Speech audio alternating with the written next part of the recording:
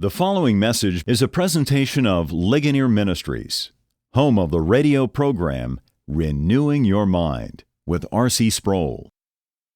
In our last session together, we took some time to look at certain different versions of the so-called ontological argument for the existence of God. That is, an argument from being. In its simplest formulation, the argument goes like this.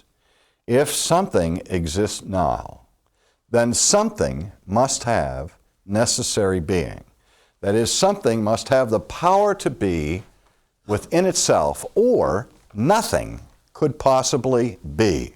But since something is, then something, somewhere, somehow, must have the power of being within it. Now, as I've said, historically, the overwhelming majority of people who have denied the existence of God have at the same time denied the idea of a necessary, eternal, self-existent being. The overwhelming majority of them have argued against that idea on the basis of some kind of doctrine of self-creation. Many years ago, I used to teach a course in philosophical theology where I had a special course on atheism. And I required that all the students in my class read the various primary sources of the most sophisticated and famous philosophical atheists of history. And as we examined the arguments of the atheists, we saw at that time that almost every one of them argued against the existence of God by appealing to some concept of self-creation. And we've already shown that the idea of self-creation is a manifest absurdity, it's utterly irrational, and for you to hold it, you have to abandon reason. But I said most of them, not all of them, did that. Some of them took a different tact and said, yes, it is a compelling axiom of reason that if something exists now, something has always existed, something must have necessary being. And they recognize the force of that, but then say, well, why do you have to appeal to a transcendent God to be identified with the idea of a self-existent necessary being? Why can it not be the universe itself? Well, and of course, the first answer to that is that there are clearly elements within the universe that manifest what we call contingency. That is, things that go through a process of generation and decay, whose existence is dependent and derived and is not deemed to be independent. For example, I am a part of the universe. But these philosophers are not arguing that I, in my present individuated state, am eternal and self-existent. It doesn't take too much of an examination of R.C. Sproul to realize that he is not God, or he's not the self-existent one who has the power of being within himself. All of these who argue for an eternal universe of some sort will grant that some of the parts of the universe are not self-existent and eternal. But usually what you find is this kind of argumentation.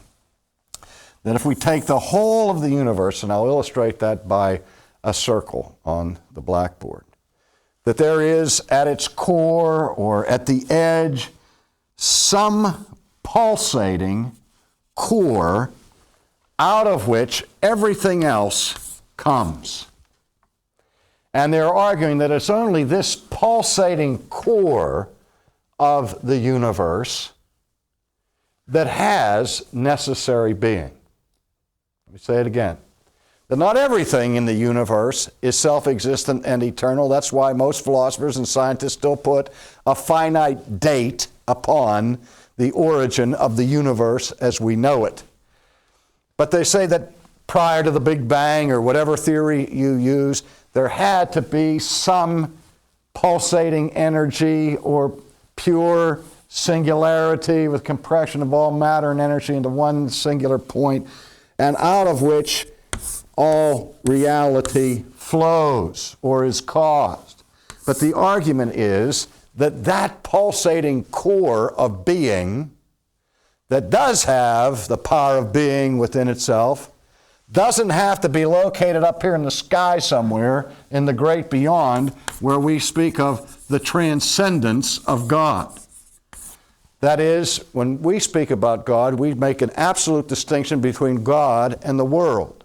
And we say that God transcends his universe. God is not the universe. God creates the universe. That's the affirmation of historic Christianity. But this theory is saying, why do we have to have a cause for the universe that is outside of the universe? Why can't we locate it within the universe itself? As I said, this pulsating center or core or element of the universe from which everything else comes. Now here it gets tricky, because there is a certain equivocation going on in language. And what I mean by equivocation occurs when in the course of an argument, the terms that are employed in the argument undergo certain changes in their meaning.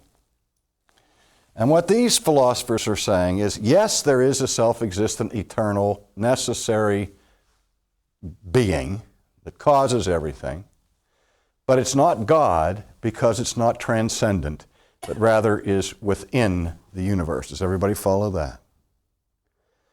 Now, the point that you have to grasp is this, that the term transcendence in philosophy or in theology is not a term that describes geography. When we say God is above and beyond the universe, we're not saying that there is a line up in the sky several billion or trillion miles away that defines the outer rim of the universe, and then above that line in space and time is the dwelling place of the Almighty. We're not using the term transcendence to speak of the where of God, of the residence of God. But rather, the term transcendence, when applied to God, means that God's being is above and beyond all created existence. Let me say it again. The term transcendence, when it is applied to God, says that God is a higher order of being. That God's being is above and beyond the type of beings that are to be found in the everyday world in which we live. And this argument that says we can have an explanation for that which exists now without an appeal to a transcendent being, in the final analysis, appeals to a transcendent being. By differentiating this little pulsating center or this core that they put somewhere within the universe and say that this core differs from everything else in the universe, how? What's the difference between this little mysterious core and everything else? Well, this little mysterious core is the creator and everything else is the creature. This little mysterious core alone has eternal self-existence. This little mysterious core has necessary being. Everything else in the universe does not have necessary being. So with respect to being, this little core that gets everything going transcends everything else. Do you see that? And now we get back to the principle that a rose by any other name is still a rose. What they're doing is giving us a beautiful description of the classical description of the character of God himself.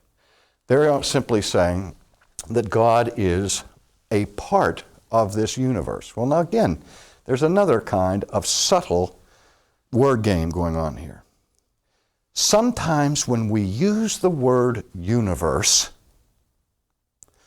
we use it to mean the whole realm of creation.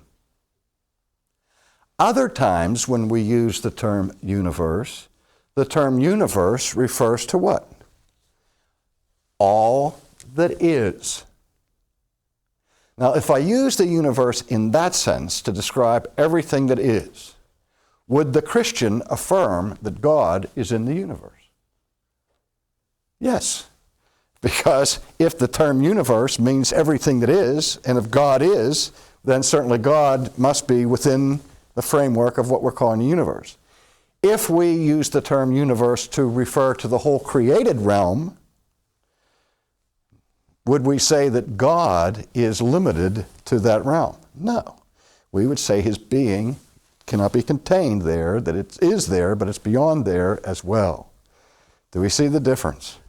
So again, a kind of equivocation is taking place. But the point is that this theory agrees with classical theism in agreeing that reason demands something that is self-existent and eternal. But you just can't get away from that. I went through a period of correspondence with Carl Sagan before he died, when we traded essays over this point, and we were talking about the origins of the universe. And he said that after you get back to the point of singularity, that cajillionth of a second before the Big Bang, he says that's as far back as science can go, and it's as far back as reason can go. And he didn't feel any need to go beyond that. And I was asking Carl a question. I said, if for all eternity you have everything condensed into one tiny, infinitesimal point of singularity, where all matter, all actuality, and all potentiality are compressed into this tiny speck, and it's in a state of stability, a state of what we would call organization, for eternity. And then one Friday afternoon at 3 o'clock, it blows sky high, and out of it comes the universe. I said, if you're a scientist, you've got to ask the question, why? What changed? What happens to your law of inertia? The things at rest tend to remain at rest unless acted upon by an outside force. Or things in motion tend to remain in motion unless acted upon by an outside force. I mean, this theory rationally screams for an outside force, for something that has the power of motion inherently. Or this whole theory collapses by its own weight. So what I'm saying to you is that Christians ought not to retreat in front of this wholesale attack that has been launched against biblical Christianity, that tells you over and over and over again that if you're going to be scientific, or if you're going to be rational, or if you're going to be logical, you have to abandon your religious faith. And those who make faith equivalent to a leap into irrationality, or to a leap into the absurd.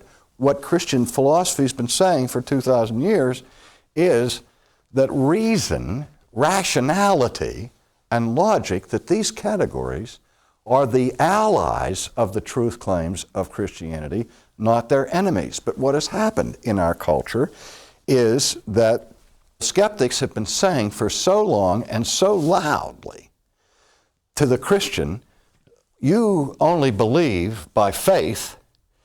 We don't believe because we're rational, we're logical, and we're scientific. You, on the other hand, have formed your worldview on the basis of an irrational, illogical, emotional myth.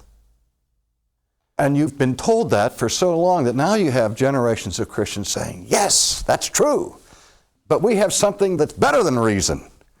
We've got no foundation for affirming the existence of God other than our subjective desires and so on, or our mystical experiences that we attest to. We have no objective grounds for asserting the truth claims of the reality of God. And we surrender all of that to a worldview that, if you examine it, is based upon sheer irrationality. and sheer absurdity. And what I'm saying to you as Christians is, don't take that.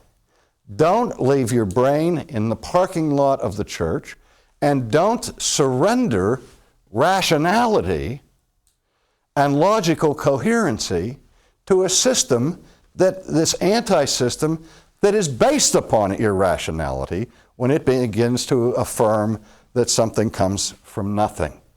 If we want to look at mythology, let's look at the myth of self-creation. That is sheer mythology.